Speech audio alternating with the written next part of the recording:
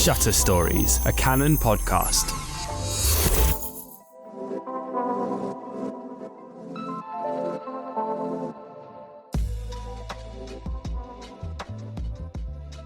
Hello and welcome to Shutter Stories. My name is Ilvini Okikcin, I'm your host, and today I'm in a very special location in Tate Modern in London.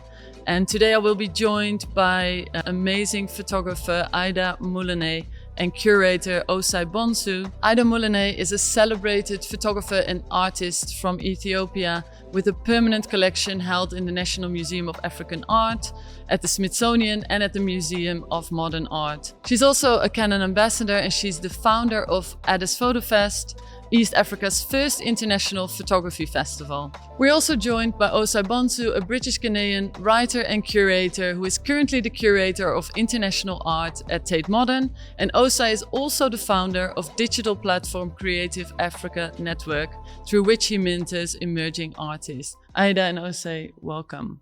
The exhibition that brings us here is A World in Common, which will run till the 14th of January. And Osei, can you tell us a little bit about your role at Tate and your involvement in this exhibition?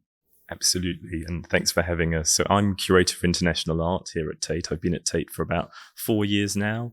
And when I arrived, one of the most exciting things about Tate Modern is that we have international committees, and these committees allow us to acquire work from around the world. But the committee that I'm responsible for overseeing is the Africa Acquisitions Committee, which was founded in 2011.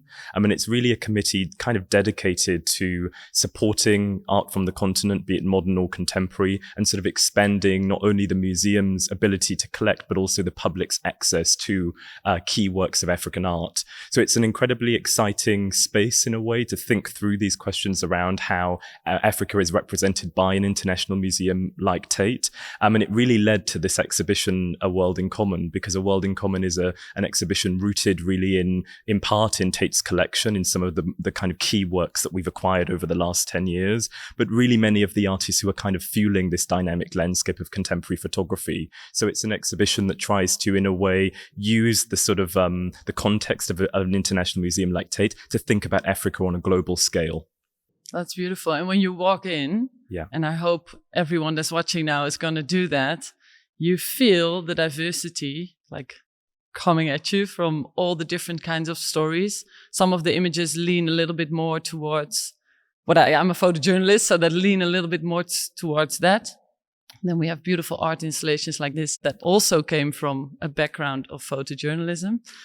So can you maybe explain what it feels like to be sitting here in this show? Yeah. And how long did you work on it as well? Yeah, so it was about a year in the making, but it was based off of dialogues I'd been having with extraordinary artists like Ida over many years, and I've been following their careers. So in a way, the exhibition is a kind of crystallization of many of those key practices, and platforms like Addis, Foto, Bamako. There are so many key areas, you could say, on the continent where photography is, you could say, kind of leading the charge in terms of discourses around social justice, political matters, but also questions of the everyday.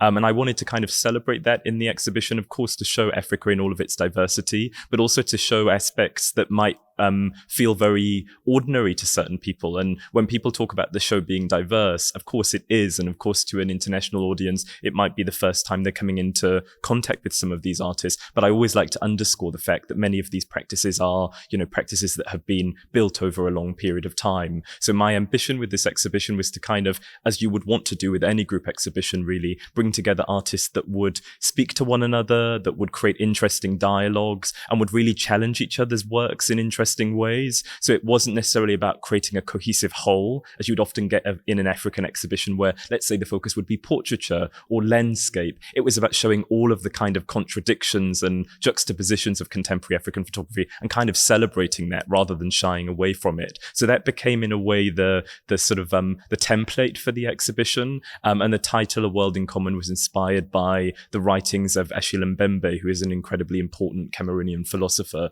who's sort of taken taken up, you could say, this sort of question of what would it mean to think the world from Africa? And in doing so, rethink the way we might question feminist issues, or rethink the way we might look at our environment from an African perspective. So I think Achille's thinking over many decades sort of also provided a point of inspiration. So the show was 1 year in the making, but I always say that all exhibitions are kind of biographical, and they're built off of, every book that you've ever read, every encounter that you've had with an artist, every dialogue and exchange. So that really came into the exhibition, and that's kind of reflected in the diversity and richness of the exhibition.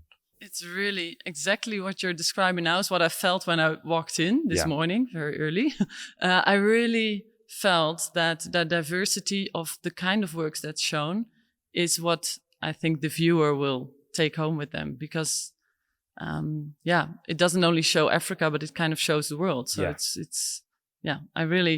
I'm very happy to be talking about this topic with you as well, because I know for many years this is exactly what you are working on. Can you maybe explain your role in the exhibition? It's important for the international audience to understand that, the contemporary perspective of Africa, it's not something that we just started doing like a year ago or a couple of years ago, but it's just because there's more opportunities now and there's better connectivity with the international community.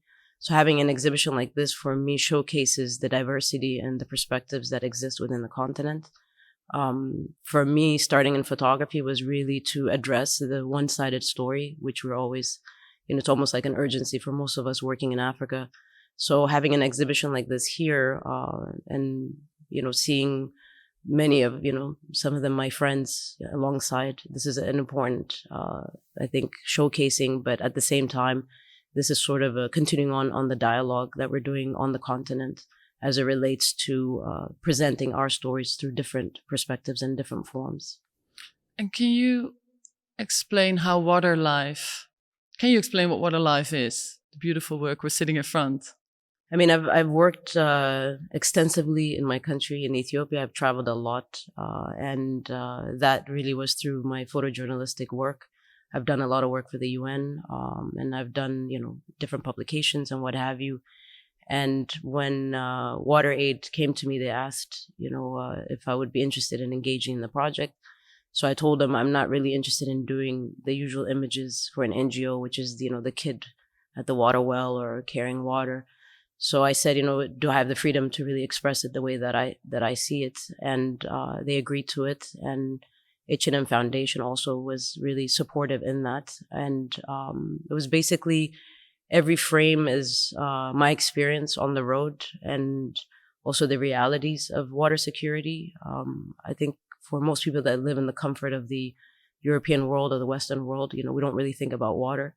But when you go to certain regions, water is such a huge component in how the society moves forward. And especially when you look at the role of women in that.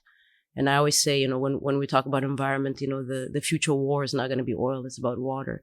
So in that, I committed myself to that project, and really it was a way to show through a different approach, because I think that in the international media, we're continuously bombarded with always the cliche images. And we are also I think in a time, in a generation where we're consuming a lot of images, but how do you grab the attention of, the onlooker to actually look deeper into different social issues that we have in our continent? Do you have the feeling that that's slowly changing, the way the media is portraying? Because shows like this really help. Yeah. I mean, it's slowly changing, but you have to remember, the first change has to happen in Africa, which means that we have to go into institution building. We need to develop our own storytellers. We need to have the support of the governments as well on the relevance and the importance of visual communication. I feel that we're still at the mercy of the foreign gaze. And these are the things that many of us, not only me, but there's many of us in the continent that are really pushing forward by moving new talent into the international sort of discourse. So I've noticed that editors are hiring more photographers from Africa. But again, we also have the responsibility to develop talents that we can put into the market so that they can also compete with other photographers and to be able to give us that different perspective. As you know, a photojournalist, there's a difference between someone coming into a country and somebody actually living there. Those 100%. Stories are two different stories. We need both perspectives. So my main goal is not just to, talk about the good things about, Africa is a very complex place, but I feel that we've always been at the mercy of these media outlets. So now there's all these young photographers putting, their side of the story onto the map. What I really love is that you are really a link in this, totally in the industry, in the photojournalism industry, in photography industry. You are linking these two worlds and really sharing all your knowledge with the younger generation. And you can see already, and I know you've been at it for many years, but it's totally changing the industry. Yeah, I think I believe that as creatives, as artists, as photographers, we have to create these bridges because we share similar challenges. So my main goal is really how do we build a global community? And that's quite important because, regardless of where you're based, the challenges of photography is the same, and the challenges that you face within yourself is also the same. So it's not about this separation, but also a bringing together because we all learn from each other. And these are sort of one of the main reasons also for establishing a festival was really to bring the international community together in conversation with those that are on the continent. Yeah, that's what I found beautiful at the Africa Photo Fest, that you mix both photographers from Africa and from outside. I was lucky to be in one of the exhibitions as well. And what I liked is that it was a mix. We're going to talk about that in a bit. But what I would love to do is to talk about the images, like one by one, the way you created them, but also what they represent. To me, I am a photographer, but I wouldn't even be able to imagine how you create this, like what's happening here.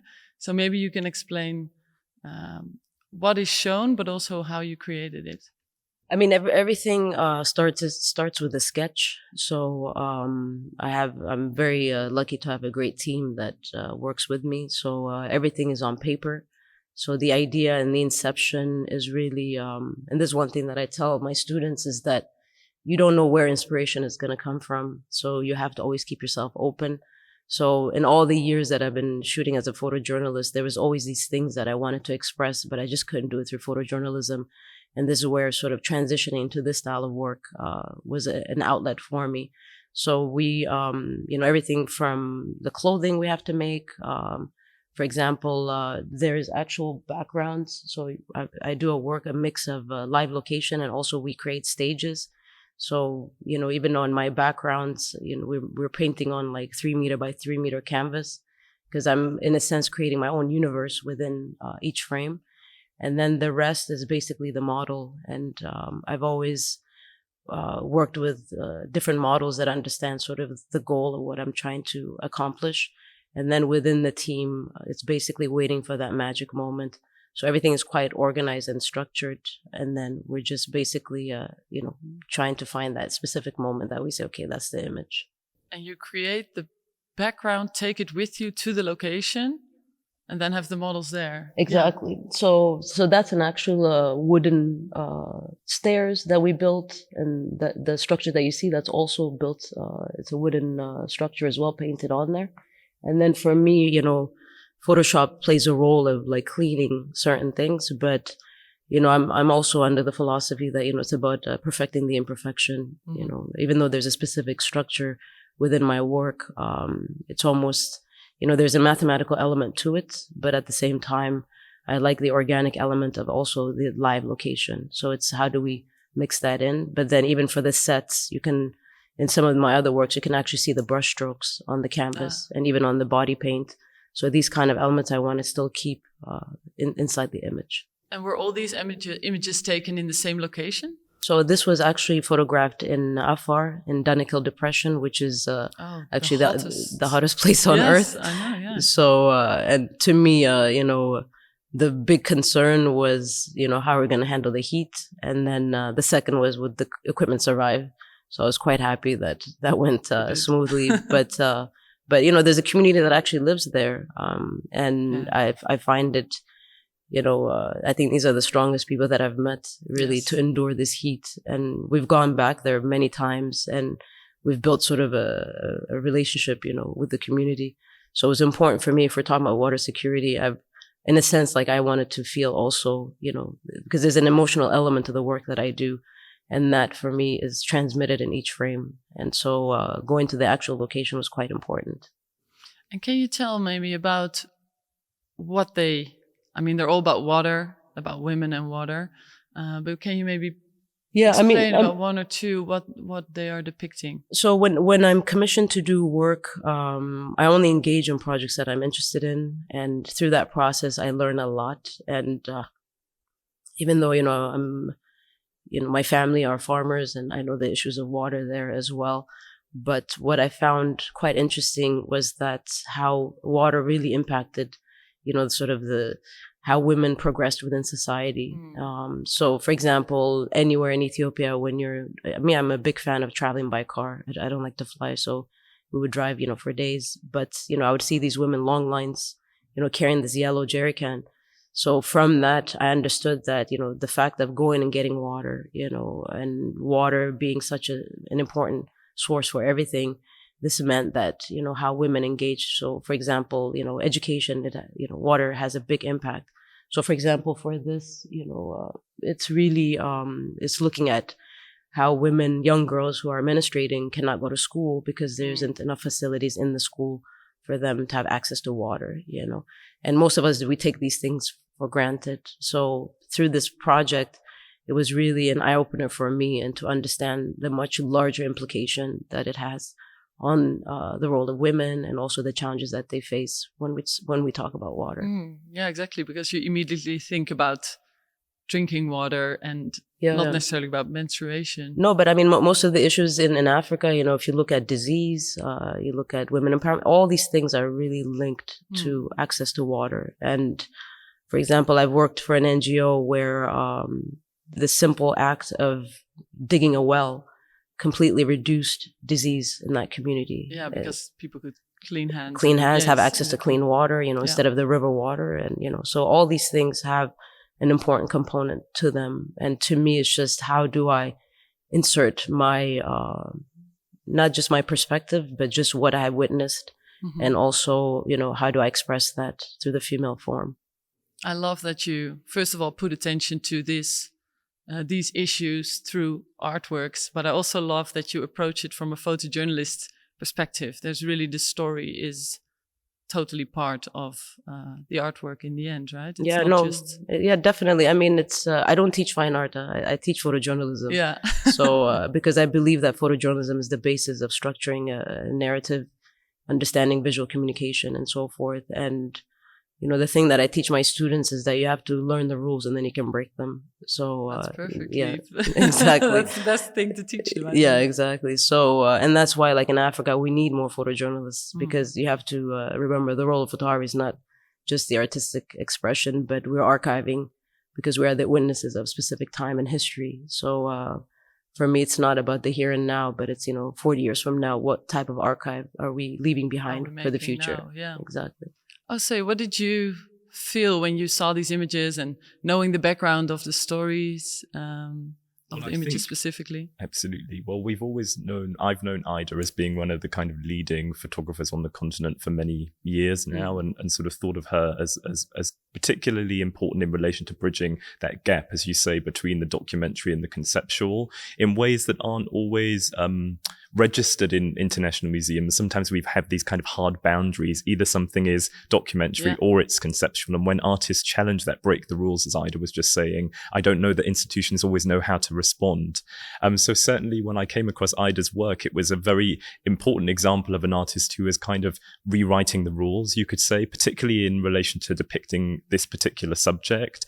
But I think it was built off of a visual language that Ida had been exploring for a long time, which was this ability to kind of marry together a kind of documentary impulse with this kind of mystical and spiritual world, which is very embedded in Ethiopian culture. So as much as it was about, you could say, a certain realism, it was also about kind of marrying that with something that felt true to the place and felt that it was almost kind of translating something non-physical in a sense. So what do you hope, this is a question to both of you, that visitors take away from this? We want people to be curious outside of the sort of the shackles of what the cliche images of Africa.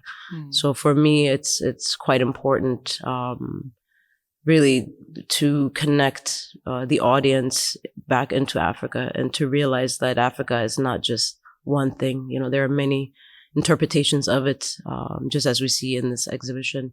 So the takeaway for me is just, I think for especially young image makers that are in Europe, to see an exhibition like this, I think will sort of provoke them in a different way. And then for the general audience is to see Africa through our victories and our challenges through different viewpoints. Mm-hmm. And, it's, there's, my main thing has always been is that we have to really find ways to create these connections, but we have to also engage within it. And that for me is the big role of an exhibition like this, is to, I'm sure for some audiences, they've never seen this level of diversity of photography and different conversations coming from the continents. And some people even might think that, might not even know that there's photographers in Africa that are making this kind of work. So I think that's really, it's a well done, and, really congratulations to you. Thank you very much.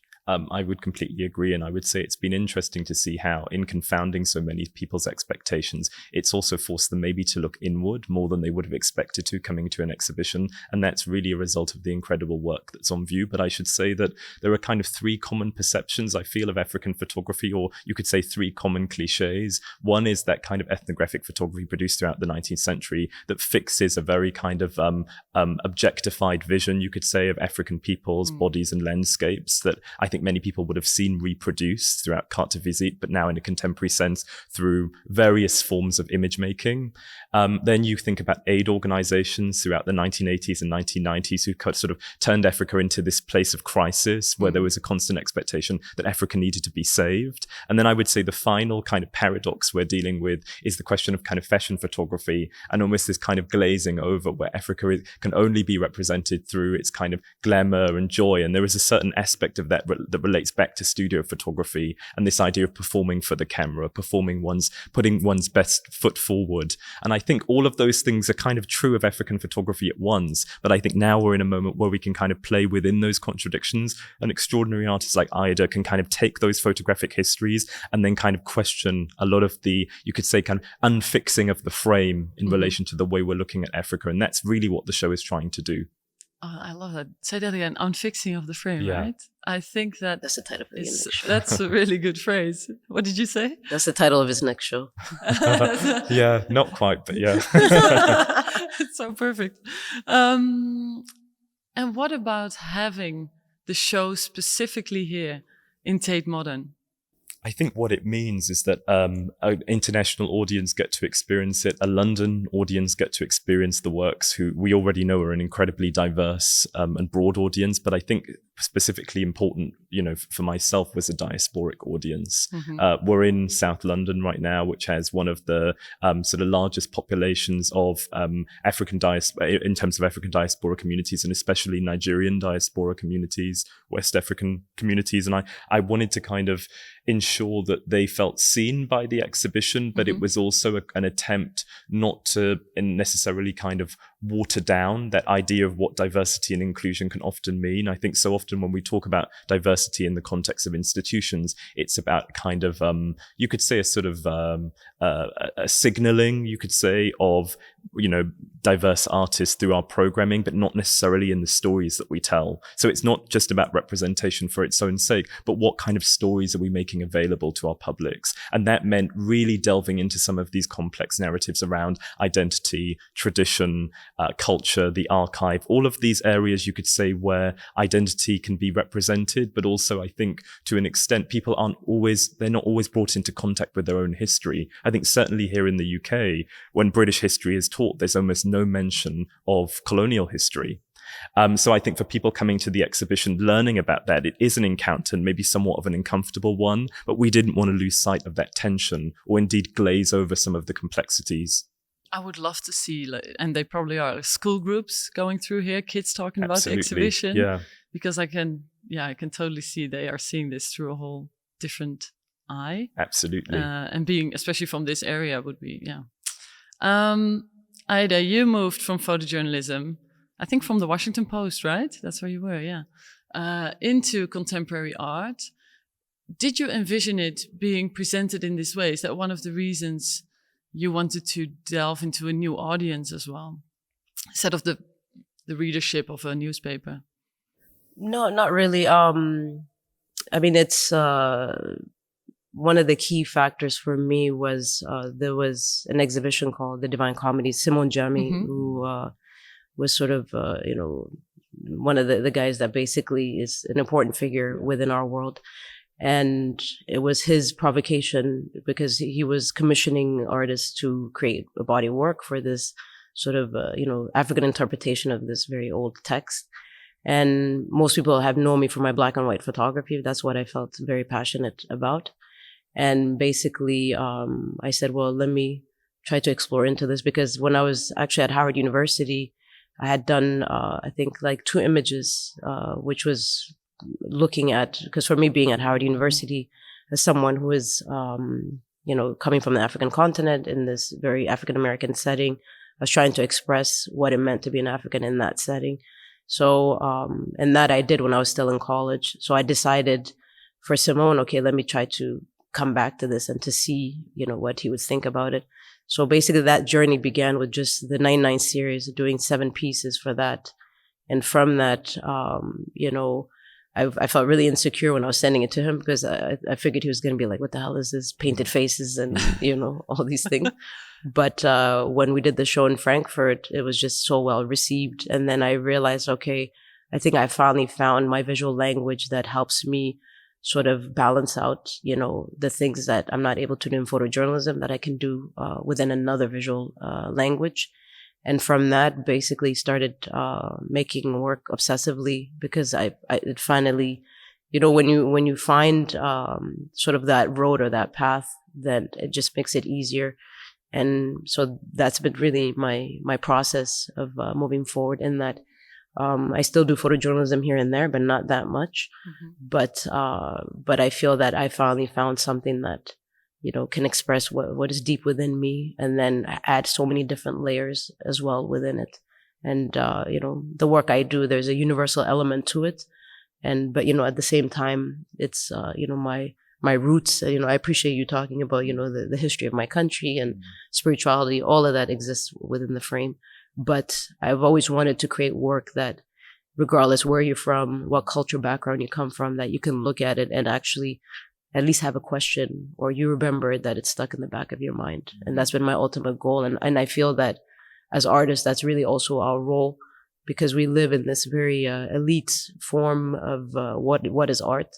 And, there's still this big battle between photojournalism and fine art, which it makes no sense to me, because at the end of the day, we're communicators. So who cares if it's photojournalism? Who cares if it's fine art? As long as we're communicating a specific message that is within us. I feel in some ways photojournalism, well, maybe it's just my feeling, can be limiting, because that inside voice, the story you really want to from within kind of show, you can't. And with this kind of work, you can. But with both photojournalism and contemporary art, I feel you can be, advocacy is a big role as well, right? It's, I think that's in both worlds. I think you were already very much on that spectrum when you were in your early career. Yeah. But I mean, a lot of it has to do also with like your personal truth, and this is what I think, regardless of the form that we're using, we have to be authentic. And that's what I feel audiences will read into it. Yes, because I've said this in the past, that, there's the conscious act of creating the work, but it's really the audience that helps you see the subconscious side to you. So there's been many shows I've done where I didn't see certain things, and the audience is the one that gives you that feedback. And you were asking earlier about if there were children coming, school groups coming to the museum. To me, the best audience are children, because they're not coming with this over-intellectualized academic approach to a work. They're actually pure in what they see and what it represents to them. So in that way, it's really, I think that we have to do really a lot of work as it relates to more about our own vulnerabilities. And this is when I think true art is made, is that when you're open to yourself and open also to the sort of the inspiration that comes towards you. And to me, this has been every frame, as I keep saying, it's me inside of it, and it's me who These are my thinking process. And I've always said this, I'm not here to offer answers for Africa. I'm just here to raise questions and to share the experiences that I've encountered and to try to find connecting points with the onlooker. Which I think if you come from a voice within in a way like that, and all the other works show this too, then people can really connect to it. That's what I experience here when walking here. Yeah. And I think that question that you raised about actually raising questions rather than answers is extremely important for this exhibition. There was an idea about not wanting to be conclusive or dogmatic in this framing of Africa. There have been so many pioneering shows, particularly dedicated to African photography, especially in the 1990s, actually. That was a real moment of, you could say, sort of resurgence. You could say particularly in curators becoming invested in the legacies of studio portraiture. So looking back to that period of 1960s, photographers like Malik Sidibe, Seydou Keita, who are seen as some of the early pioneers. But those exhibitions were incredibly encyclopedic in nature. And one of the things that I thought might be interesting for an exhibition like this is to perhaps embrace the idea of questioning rather than necessarily providing answers or conclusions, because I think there is something about where we find ourselves actually in this moment in the 21st century, where artists are bringing certain social truths and realities to light in ways that aren't necessarily about the kind of idea of merely telling the audience how to think, but actually opening up a question, some really important questions that they're not necessarily suggesting that they have answers to. Yeah, it's not like directing the viewer, right? It's more about... Absolutely. And I think as you get to the end of the exhibition, that's our hope. There is you kind of exit through this dreamlike space where the ocean almost becomes this kind of vessel, as it were, to think through questions of identity, movement, migration that really connect all of us. And I think that's my hope, actually, is that people leave the exhibition feeling more connected. Mm-hmm. And earlier on, you mentioned in the 3 steps... Of course, in the past photography in Africa, the colonial way of looking at the continent has really infected all the photography that we've seen for so many years.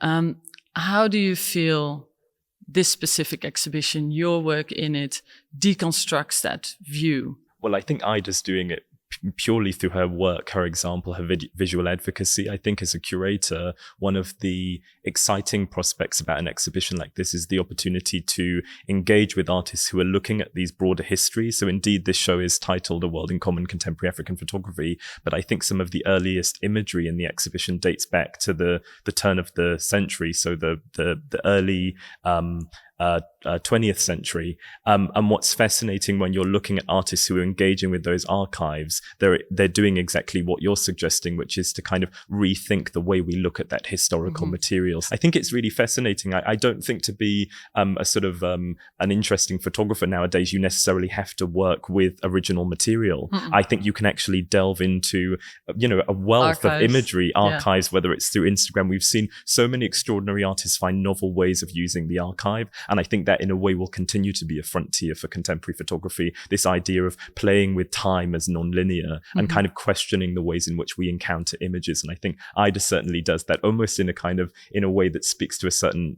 type of futurism. I think many people will look at these images, and if there was no wall caption or label there, you wouldn't know where to place them in time. I think they'll probably remain forever timeless. And I think that's a hallmark of great photography. I was actually going into the social media part because I know you deal a lot with very young photographers as well. People come to you for advice. You are, How do you see there is a role in the younger generation? What is the role of social media, for instance? I mean, social media has been really a great tool in connecting the world to everybody. You have to remember back in the day, if you wanted an editor to look at your work, this is during analog time. You had to do a slide copy of your print, and then you had to send those slides. You don't know if the editor received it or not. Yeah. So now, you hear back maybe. You hear back. Anxiously waiting. Exactly. So I think technology has played a major role in sort of disseminating, some of the messages that we're trying to get out there, outside of the usual gatekeepers that have prevented us from getting further.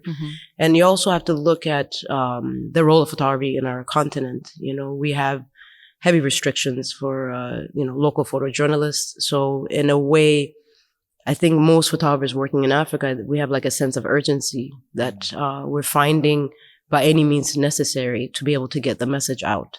So if we're not able to get it through the capturing of the reality, we're finding new ways of creating, an interpretation of that reality, but we're still getting the message out.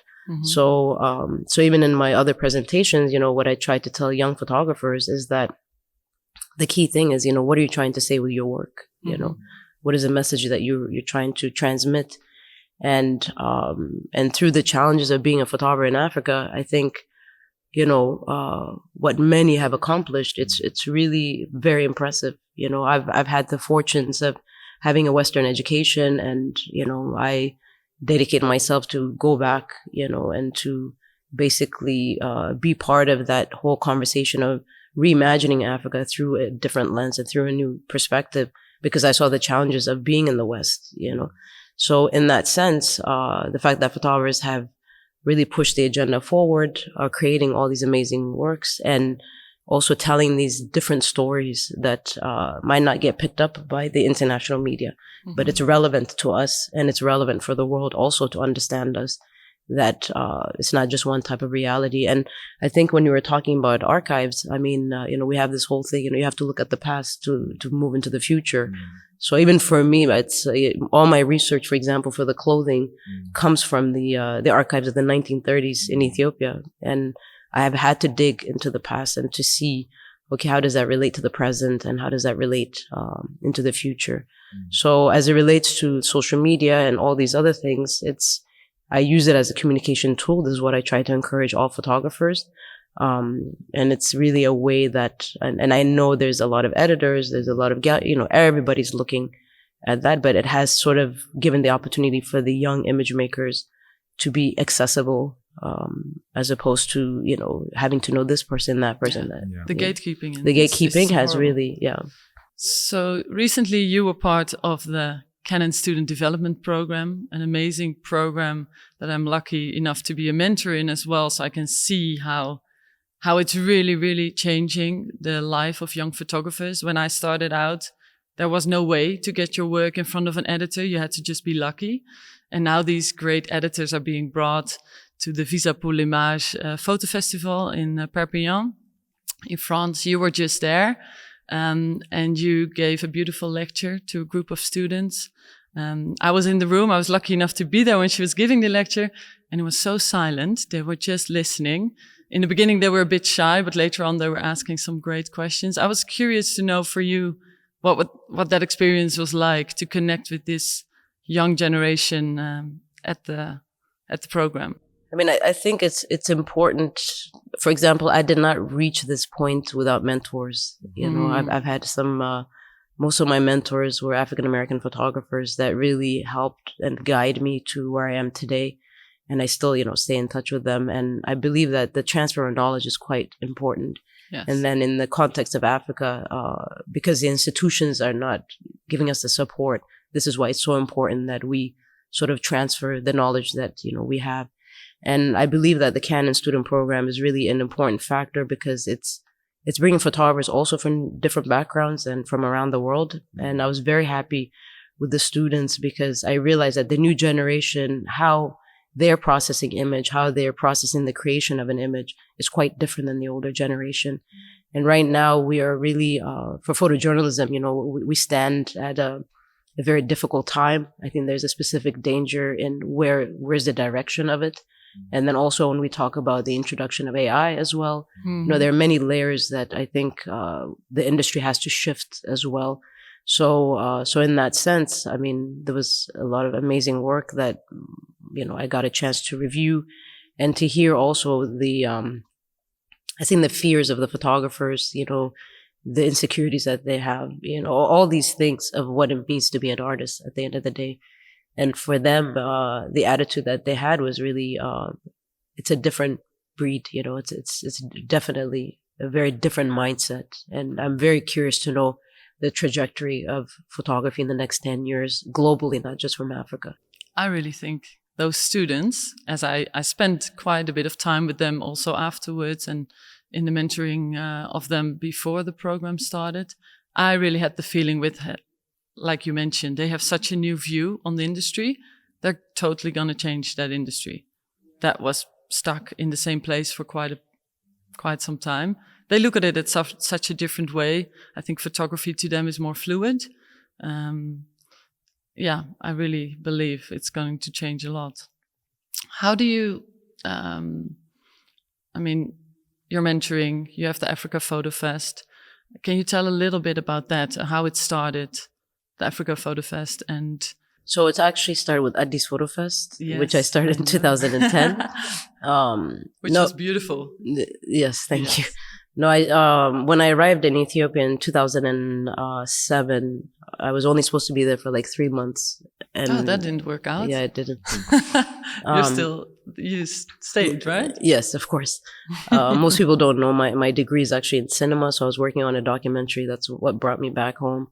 And I understood that in order to be part of change, we can't sit around, as Africans complaining about this and that. We have to really be part of that change, which is we have to look at, okay, what is our contribution to really shift things forward? So I started teaching at the Addis Ababa University at the art school, started teaching a group of artists photography. Then I realized, okay, it wasn't just about teaching new image makers, that I have to teach the community of what is photography. So through that, we launched the Addis Photo Fest in 2010. And really my primary interest was, as I mentioned earlier, it wasn't only to present photography from Africa, but to look at, the world and how we can interact and to see, where we stand together as it relates to moving this industry forward. And so from that, one thing that I saw is that just by the mere fact of doing a festival, it actually sort of led into this imagination for a lot of the photographers in Ethiopia that it was possible to be a photographer, that it wasn't just about the wedding photographer and the studio photographer, that there was, there was a purpose to it besides just earning income. So from that, I remember the first edition, we only exhibited, I think, 5 photographers from Ethiopia. And the 2018, we had like 36. And this is just to see the impact of the numbers. And then from that, I moved to Cote d'Ivoire, to Abidjan. And so I launched another festival there, which is basically connecting East and West Africa. And you have to remember, in our continent, we don't know each other. We know more about Europe and America and what have you. So for me, it was like, as an East African coming to West Africa and then connecting sort of these points. And then also realizing, there's also a big divide between Francophone Africa and Anglophone Africa. So again, if we are to present ourselves to the world, first we have to know each other. To connect to each other first. To connect to each other first. Yeah. So I launched the Africa Photo Fair last year.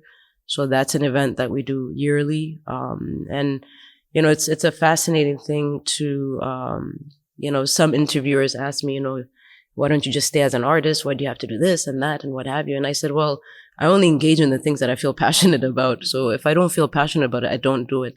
But I feel that, both teaching and I don't present myself as a curator. I'm just a lover of other people's works that I just want to present to the audience. But through that, I learned so much in each experiences. And the most exciting thing is to get submissions of works from all over the world and including our continent, and to see, it adds a richness, to my experience. So in that way, this has been really the ultimate goal is, how do we really bring everyone together and also to promote, the future sort of projection of where this industry is going. It's funny, I'm thinking while you were saying this about connecting these worlds, this is a bit of background information, but I was part of the exhibition. I was very happy to be part of the exhibition in 2020. And there was a group app, WhatsApp group app. The amount of people in there, it was a huge exhibition. We're all in there and people were sharing their experiences also with how art and photography was perceived in their own countries. And I was learning so much every day where we're reading, chatting to each other. So that's really connecting. It's not only through the photography, but also connecting the people. So yeah, very amazing to feel that really worked out the way you envisioned it. So, Osei, you have Crane, the Creative Africa Network. Yeah, founded it in 2015, really as a means of sort of setting up a curatorial practice. It was before I was working at Tate Modern. And it was actually a way of mentoring younger artists in very, who are in context, you could say, within which there weren't many gallery spaces, particularly Ghana, where my father is from, where I've spent a lot of time. And actually, when I returned initially to live with the intention of living in 2015, my hope was that I'd be able to kind of bring together a network of artists to bring something together that would be sustainable. And actually one of the incredible outcomes was that I got to meet the artist Ibrahim Mahema, and then we became, long-term collaborators. And I think really that network was always intended to kind of foster younger artists, but now it exists more of a way of kind of sharing information, exchange opportunities for artists. So I think in a way I've had to carry the intentions of that network over into the work that I do at Tate, but it was really set up with the idea of connecting, as Ida was saying, particularly in the absence of institutional frameworks. And I think it's really important to note that even as little as 10 years ago, there were very few, even private museums on the continent. And we've seen a rapid change in I think, a positive direction. But I think it also speaks slightly to the challenges of the tensions, you could say, between private and public infrastructure. We still have so few governments that are willing to invest in artists, to invest in the cultural sector, actually, despite the incredible market success of African art globally. So I wrote a book about 2 years ago now called African Art Now, to sort of celebrate 50 artists who are kind of defining this culture of contemporary African art. And I think most of them would tell you that actually they haven't had shows locally. So they might have shown in cities across, Europe and the Western world, but they haven't necessarily been able to show, in their home city yet. And I think that speaks to really that absence of connectivity and the lack of opportunities. At the same time, we've seen developments of private infrastructures. So, individuals who want to support artists through foundations. I think it's an incredibly important development. The one question I think we should be asking, though, is how sustainable is that if it's not rooted in public incentives, whether it's around access or around education? And I think those are the questions I remain committed to. Of course, Tate is a huge stage, I think, upon which to ask these questions. But I think what we're mostly interested in doing at Tate is sort of providing the public with access to the best of international art. And that, for me, means absolutely that Africa needs to be included, but it should also play a central role, you could say, in how we're framing art history. So I think that for me, it's about kind of connecting those two worlds and increasingly figuring out how we as large-scale institutions like Tate, one of the many institutions that has this enormous ability to speak to a wider public, sort of connect to maybe more local organizations that are struggling to connect in that way. And I should say one of the really great legacies in 2015, Tate had a very successful program called Across the Board that was the Times supported by GT Bank, specifically actually to bring together educational networks on the continent with curators from around the world. And it was a huge exchange opportunity. And that was just one moment, obviously pre-pandemic, pre-Zoom and everything that's changed in the world. But I actually think that we could all be doing more of that. And these informal networks that you speak of, I think, are central to that. Sometimes you don't need to set up a photo fest. Maybe sometimes it's about a WhatsApp group. Yes, totally. And I also feel with the images seeing here, the pictures, I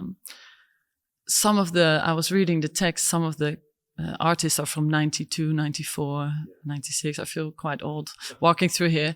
But to connect them, because it's a world of total gatekeeping, and especially if in their own countries there might not be the opportunity to exhibit the work, I think just by having this beautiful show here, especially for the younger voices, gives them a chance as well. Yeah. Well, I think Ida said it best earlier about there being mentors who kind of anchor the work that you do and give it, in a way, meaning, because you're reminded that you're not the first, actually, that you're walking in the steps of others. And I had two really great mentors in relation to African curators, one of whom was Okrian Wezel, who had some extraordinary advice to curators out there. That was that every curator should have a change agenda. They should figure out what it is about the art world that they want to change, big or small, and then kind of commit their professional lives to that, whatever it might be.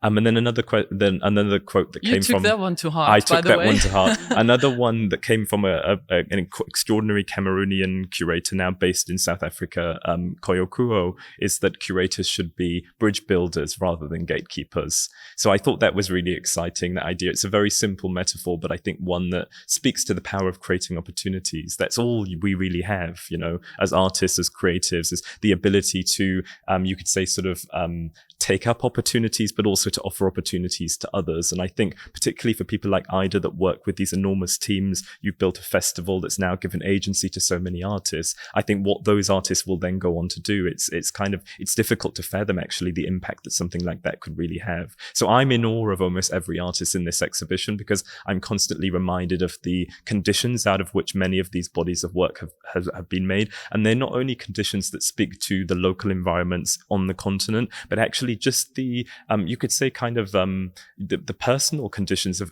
becoming an artist in the world and what that means. To believe in something, but to have to defend it in a world where art is not always seen or celebrated. So I think that's something that is a take home for me. I've learned something from probably every artist in the show, and actually often those artists become mentors in different ways. That's beautiful.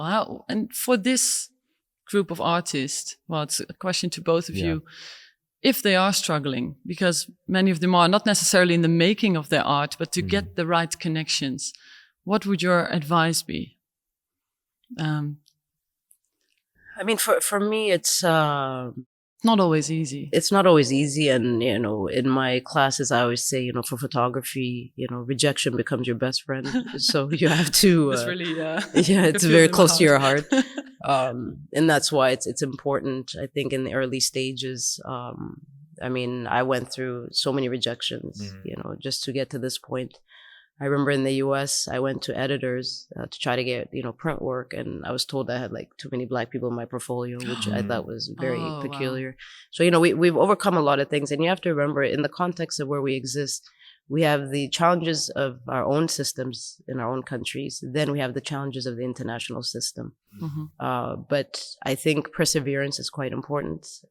Being persistent, being professional, being organized, and really, sort of pounding through it, because great work is great work. I think regardless of what institution it is or what editor it is or what have you, if you have great work, you get it out there. But the key thing, I think, the big disservice to our education, not only in Africa, but I think in the context of global institutions, is, this whole idea of how to market yourself, how to promote your work, to understand the business side of the industry. These are key components that is really missing for us to miss out on a lot of great artists. It's true. So it's not being taught in many of the schools. No, I think, financial literacy is not being taught, all these like structuring, because at the end, we always forget, we are providing a commodity in whatever form that you want to, look at it.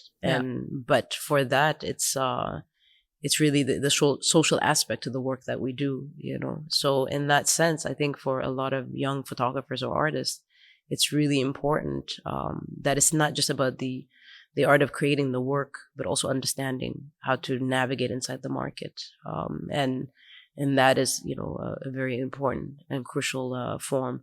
And to me, it's these are sort of the things that I try to transmit, when I do portfolio reviews or what have you, for them to understand why it's important to know who's in the industry, why it's important to self-publish, there's, why it's important to apply to certain grants, there's different applications that, we all should be applying to. But if you don't put yourself out there, and if you're not deeply in it, then you just move into this obscurity. And the other thing also is that, sometimes there'll be a superstar that comes into the realm, and always, I think for young artists, they think that they've arrived. And to me, no, you're just starting. Starting out. You're just starting out. I always say, awards are the killers of careers. I believe it in many ways. It's true. Yes. So, very true. So in that sense, it's, again, it's how do you navigate and remove your ego and try to maintain a sort of a humble state to keep pushing forward. And learning is, I think, I'm still learning. I don't know everything, So these are the key components from my end. Yeah, I think that's great advice to artists, actually, particularly questions around understanding the scope and scale of the industry that you're entering into. I think so many artists nowadays feel that because everything is accessible to them through social media or through the internet, that they don't need to be close to the action, or they don't need to learn in situ. And actually, I think the best way to learn about a craft is to practice it in any way that you can. And it doesn't really matter, actually. And I think there are some extraordinary examples of artists in this particular exhibition that have multiple jobs. That's their reality. And actually, sometimes those jobs inform each other in very profound and important ways, but sometimes those jobs merely are a way of keeping the lights on, and there's nothing wrong with that, actually. I think there's something important about kind of underscoring the fact that while so many artists are, I think, viewing photography absolutely is a necessity, I believe. I think for many of the artists in the show, it's the only way that they know how to express what they feel. There are so many ways in which you can do that don't involve necessarily, you could say, sort of buying the most expensive equipment or putting on an exhibition. And I think these more informal ways of working that we're seeing now, working with social media as a platform to promote your work, or thinking about ways that you can generate something like a kind of morning, breakfast club that goes together to meet to talk about maybe some of the issues and challenges, are central, I would say, in terms of curators who are maybe interested in finding out how they can build, a sort of career. I think writing is so central to so much of the work that I've ever done, and partly because it allows you to kind of engage in this practice of world building. And I think a world in common, a little bit like a script for a TV show, almost anything has to exist in paper. I'm struck by the fact that Ida said that Waterlife began as a series of sketches, but you don't necessarily see yourself as an illustrator. But you had to begin by putting your ideas on paper. And sometimes that's the most painful part, is kind of figuring out, will this idea sink or swim? So I would just encourage people, especially curators, to kind of use writing as a way of communicating their ideas in the first instance, and then slowly finding ways to, you could say, bring those ideas into fruition, but actually seeing writing as a kind of generative form through which to ideate, through which to conceptualize, and that often it's the way that exhibitions are made. So I think it's a great starting place. And then I think finally, I would say that nowadays there's a very different way in which people kind of interface with photography. And I think we've seen the success, particularly of photo books, in the last several years. I've been on so many juries in which people have published photo books and they've never been exhibited before. So actually the power of self-publishing can't be underestimated. I think it's really, really integral. Even if there's only one edition, I think there's something really powerful about believing in a work enough to say, this should be in the world, and I want to demonstrate why it's important. I think then allows curators like myself to say, well, you believed in it enough to self-publish, let me have a look. Whereas actually sometimes if you send a link to something digital, it's a little bit less tangible, and for that reason I think doesn't often engage people in the same way. So there's something also about printed material that still really matters, and people find that with this exhibition, they've seen the images online, but there's nothing like seeing Ida's prints in person, as you can so readily see when you're in the space, Well, prints are, it's a different feeling anyways. I think that's also what we're going to move into now, because printing, I don't do it enough. I should. I really love to see work in print. It's a whole different experience. Can you tell a little bit about your project Africa Print House? Yes, one of the key things, when we were doing the Addis Photo Fest, we were printing, I think, like 1,500 photos, which was, 1,500? Yeah, it was pretty intense. And, in my team, we call the festival the Beautiful Nightmare. So it's we have a lot of nightmares, but, it's the beauty part that makes us, push forward.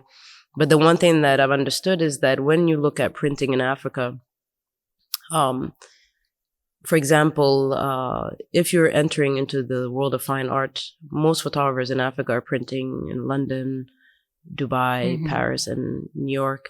And to me, it was, having this festival, printing was such an integral part. So it wasn't until, I think it was 2014 is when I decided, okay, I'm not able to get the quality printing in Addis Ababa, so I had a partnership outside. So we decided to make the prints out and then bring it into the country. And again, the image that exists in the digital form, and then when it exists in the physical form, it has a different sort of, there's different secrets that come out of the image that you not necessarily see it in your screen. I'm smiling because last year at Perpignan at the Photo Festival, my work was printed by Canon, just one big print. and I saw something in a photo that I have seen it's my own picture.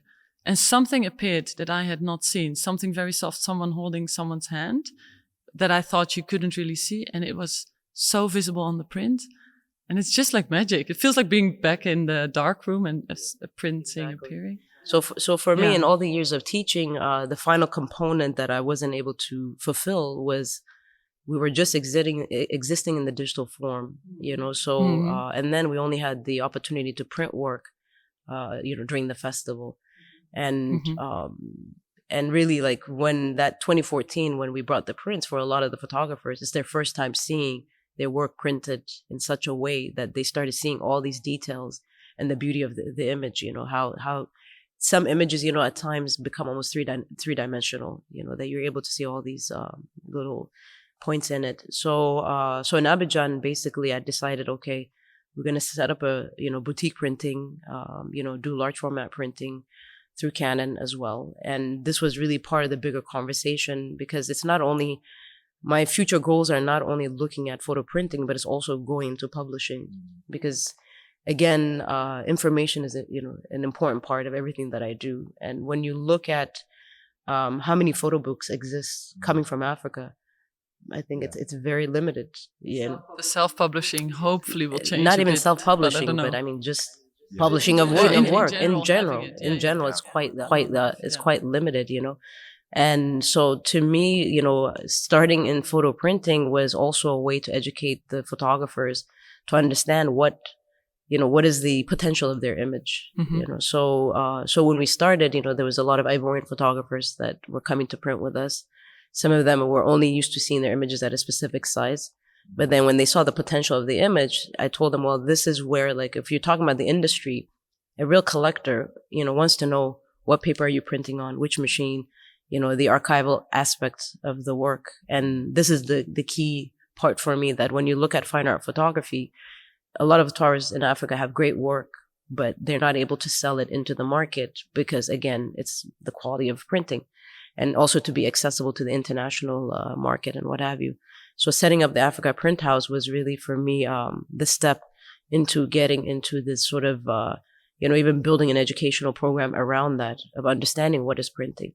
How to print, what is it made of? Exactly. And how do you do it? Printing is a difficult thing to teach because it's something that's based within experience. I started in the dark room. I come from a very analog world, and that experience of printing has really helped me understand light, has really made me understand sort of how I have to create my work. And in that sense, I think for a lot of photographers in Africa, it's sort of that missing component. Yeah. So the ultimate goal with Africa Print House is really to encourage, young collectors to start collecting photography, to encourage the international community also to collect from us. And there's so much work in the continent that, I think has a potential to go into the global market. But that's also the conversation, is that we're bringing everything to the continent in the sense that, okay, we're creating the work, we are producing all that, but then we're not manufacturing it, it's kind of like, we're taking the resources out, but we're not building any capacity as it relates to a key component of that industry, which is the actual physical aspect of it. So through that, I mean, there's a lot of wedding photographers, there's a lot of studios that are doing local printing. That's a commercial printing, but what I'm looking at is fine printing. And that is sort of a way for me also to slowly transition into bigger projects, which is getting into publishing. And, I'm sure this, one of the big challenges, binding in Africa. I mean, forget printing, binding is the biggest nightmare, but that takes time to develop that sector in that industry. So I've started with this project really with looking at a forward thinking, because my main thing is like, we have to be at it from beginning to end. So, if we are able to, we're teaching, we're exhibiting, and then we have to go into the production as well. To have the real physical image. I mean, it's sort of looking at the full circle of the industry. Also to make sure us photographers will survive in this way, because if you can't have the product in the end, and to have a beautiful print that you can then have and sell. It's really a circle that you in Cote d'Ivoire, full circle. I mean, in Cote d'Ivoire, I've been quite impressed. I mean, there's actually a very healthy collectors that that are really investing in photography. So not only in painting or other forms of visual arts. So what is next for both of you? I'm currently working on our annual Hyundai Turbine Hall Commission, which opens in a matter of days with the celebrated Ghanaian artist Ellen Itsui that Ida's also worked with. So there's a kind of full circle moment here, and that will be a major commission open to the public, I believe from the 10th of October through April. And that's, again, something that we're very much looking forward to here at Tate. And then various sort of writing and exhibition engagements that, I can't talk about yet, but I think certainly I'll be continuing a dialogue with Ida and many of the artists in the exhibition. And I think we're particularly excited at Tate that this exhibition will go on until the 14th of January, so plenty of time to come back and see it and engage with some of our public programs in the meantime. Beautiful, thanks. And Ida? From my end, it's... still continue producing work, and then we're launching the Africa Photo Fair on November 5th. So this is sort of the intense moment. Almost, yeah. Yes, we're almost there. So, but just to continue doing what I've been doing all these years, How long does the festival last, can I ask? We're doing it for 1 month. Brilliant. Mm-hmm.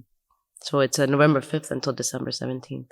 Good luck with all of that, both of you. And thanks so much for being part of this episode of Shutter Stories. Great. And good luck with the upcoming things you're working on. All right. Thank you very much. Thank you so much. Thank you so much for joining this special episode of Shutter Stories here at Tate Modern with Ida Moulinet and Osai Bonsu. The show will run till the 14th of January 2024. So make sure to book your tickets at tate.org.uk. I've had the privilege to speak to many other amazing guests. So check it out. All the other episodes are on our YouTube channel. And you can also find Shutter Stories on all major podcast platforms, so make sure you subscribe. Shutter Stories, a Canon podcast.